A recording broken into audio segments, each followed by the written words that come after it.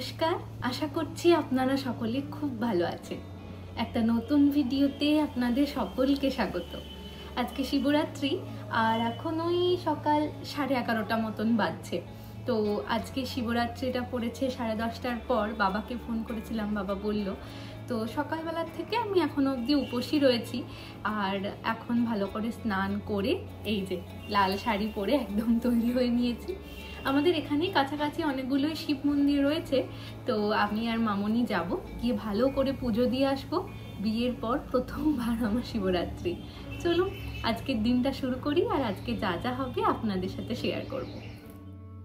আজকে শিবরাত্রি করব বলে কালকেই আমরা কলকাতা থেকে মেদিনীপুরে ফিরে পড়েছি।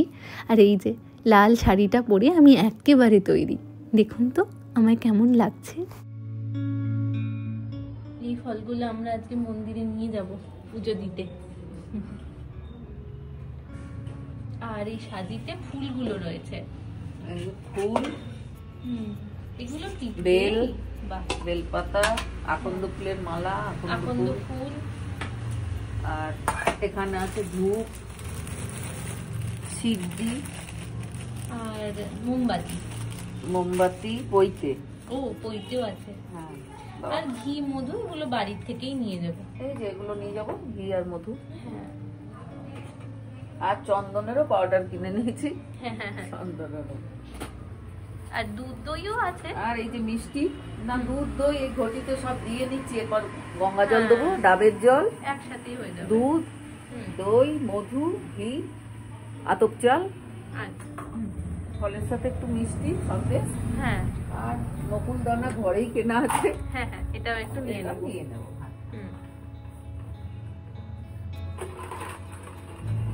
বাটি করে নিয়ে নেবো। হ্যাঁ,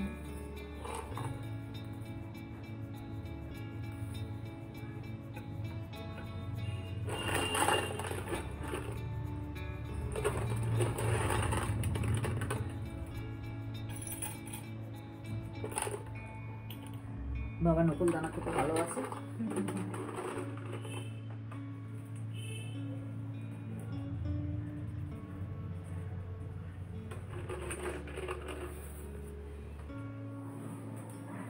বাহ, তোমাকেও সুন্দর লাগছে। চলো পুজো দিয়ে আসি। বাবার মাথায় জল ঢেলে আসি সকাল সকাল।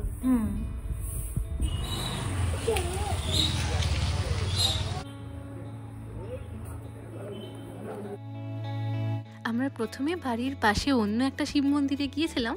আমাদের মেদিনীপুরে যে মহিলা সমিতির পুজো হয় সেখানেই একটা শিব মন্দির রয়েছে। তো প্রথমে ওখানে জল ঢেলে ভালো করে পুষ্পাঞ্জলি দিয়ে চলে এসেছি আবার এই মন্দিরটায়। এটা আমাদের বাড়ির সামনেরই একটা শিব মন্দির। বিয়ের পর যখন প্রথমবার শ্বশুর বাড়ি আসছিলাম তখন এই মন্দিরেই আগে প্রণাম করে তারপর বাড়ি ঢুকেছিলাম। আমি যেহেতু তারকেশ্বরের মেয়ে, তাই ছোটোবেলার থেকে অন্য যে কোনো ব্রত উপোস করি না করি, শিবরাত্রিটা ঠিক করা হতোই। আসলে বাড়ির সকলকেই তো সেরকম দেখে এসেছি, কিন্তু ছোটোবেলায় বুঝতাম না ব্রত উপোস কি। তখন মনে হতো শিবের মাথায় জল ঢাললেই মা বাড়িতে গিয়ে গরম গরম লুচি আর আলুর দম খাওয়াবে। আর জানেন, শিবরাত্রি উপলক্ষে রাজবাড়ির মাঠে একটা বড় মেলা বসতো, এখনও বসে। তাই জন্যেই সারা বছর আর কি অপেক্ষা করে থাকা। এবারেও মনটা ওই দিকেই পড়ে রয়েছে। সকালবেলা থেকে অনেকবারই মাকে ফোন করে নিয়েছি মন্দিরে কীরকম ভিড় হয়েছে, মা আদেও জল ঢালতে পেরেছে নাকি। প্রত্যেক বছর শিবরাত্রি করলেও এই বছরেরটা আমার জন্য স্পেশাল, কারণ এটা আমার বিয়ের পর প্রথমবার শিবরাত্রি। তাই সব কিছু নিখুঁতভাবেই পালন করবো ভেবেছি। তবে আমার ঠাম্মির মতন করতে পারবো না। আমার ঠাম্মি জানেন, আগে শিবরাত্রিতে 4 প্রহর ধরে জল ঢালতো। বলতো প্রথম প্রহরে দুধ, দ্বিতীয় প্রহরে দই দিয়ে স্নান করাতে হয়, তৃতীয় প্রহরে ঘি, আর চতুর্থ প্রহরে মধু দিয়ে স্নান করাতে হয়। এখন তো অত সময় পাওয়াও যায় না, আর তার উপরে অতক্ষণ উপোস করে থাকাটাও মুশকিল। সেই জন্য একটা প্রহরে এসেই একেবারে ঘি, মধু, দুধ, দই সব কিছু দিয়ে পুজো করে যাব। ফাল্গুন মাসের কৃষ্ণপক্ষের চতুর্দশী তিথিতে পালন করা হয় এই শিবরাত্রি। সেই জন্য অনেকে এটাকে শিব চতুর্দশীও বলে থাকেন। এই দিন শিব ও শক্তির মিলন হয়েছিল। অনেক পুরাণ মতে আবার শোনা যায় মহাদেব নাকি এই দিন রুদ্র রূপ ধারণ করে জগতের সৃষ্টি, স্থিতি, প্রলয়ের তালে তাণ্ডব নৃত্য করেছিলেন।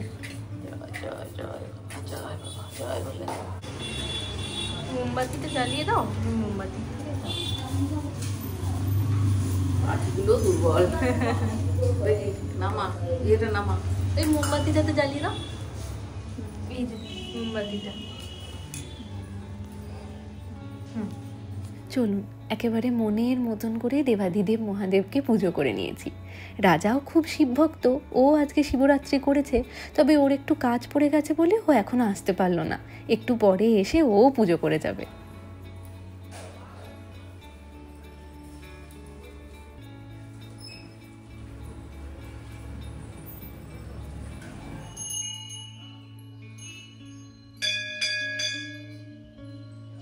এখন দুপুর 12:30। আমাদের দুজনেরই ভালো করে পুজো করা হয়ে গিয়েছে। এবার বাড়ি গিয়ে বাড়ির শিবের মাথায় জল ঢেলে প্রসাদ খেয়ে আজকে ভেবেছি একটু সাবুর শরবত বা সাবু মাখা বানাবো। এইখানে সমস্ত ফলগুলো নিয়ে নিয়েছি, এগুলো টুকরো টুকরো করে কেটে নেব। আর এখানে নিয়েছি কিছু ড্রাই ফ্রুটস, এগুলোকে একটু মিক্সিতে একদম ছোট ছোট করে গ্রাইন্ড করে নেব। আর নিয়েছি একটু চিয়া সিড, আর আরও একটা জিনিস লাগবে, সেটা হচ্ছে টক দই। এখানে রয়েছে সাবুদানা, ছোট হাতার 1 হাতা সাবুদানা নিয়েছি। এটাকে একটু গরম জলে ভিজিয়ে দেব। গরম জলটা করে রেখেছি।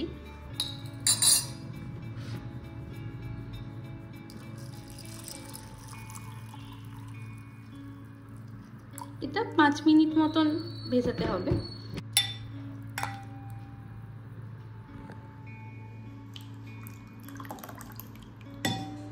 সাবুদানাগুলো ভেজানো হয়ে গিয়েছে, এগুলো ভিজেও গেছে ভালো করে। দাঁড়ান আপনাদেরকে একটা দেখিয়ে দিই। এই যে, আপনারা চাইলে আরও একটু নরম করেই নিতে পারেন। এবার এগুলোকে ছেঁকে নেব।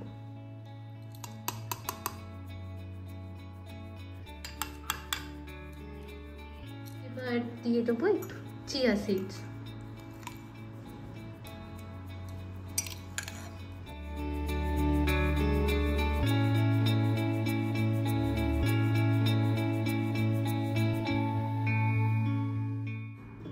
দিয়ে দেবো অল্প করে বিট নুন, স্বাদ মতন আর কি।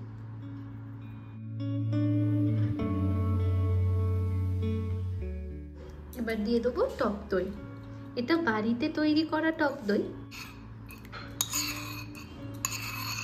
আপনারা চাইলে এখানে টক দইয়ের জায়গায় দুধ অথবা ক্রিমও ব্যবহার করতে পারেন, যেরকম ওই ফ্রুট ক্রিম হয় না, সেই রকম লাগবে খেতে। তবে ক্রিম বা দুধ ব্যবহার করলে আপনারা এই বিট নুনের পরিবর্তে একটু মধু আর জ্যাগারি পাউডারও মেশাতে পারেন। কেটে রাখা ফলগুলো এবার একে একে মিশিয়ে দেবো। ড্রাই ফ্রুটসগুলোকে গ্রাইন্ড করেই রেখেছিলাম, তো এগুলোকে এর উপর থেকে মিশিয়ে দেবো।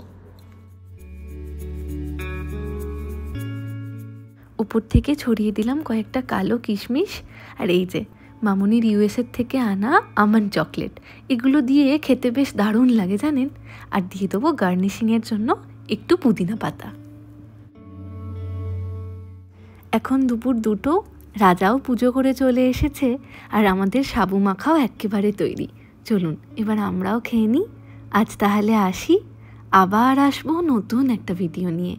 ততক্ষণ সকলে সুস্থ থাকবেন, সচেতন থাকবেন, আর সকলের খেয়াল রাখবেন।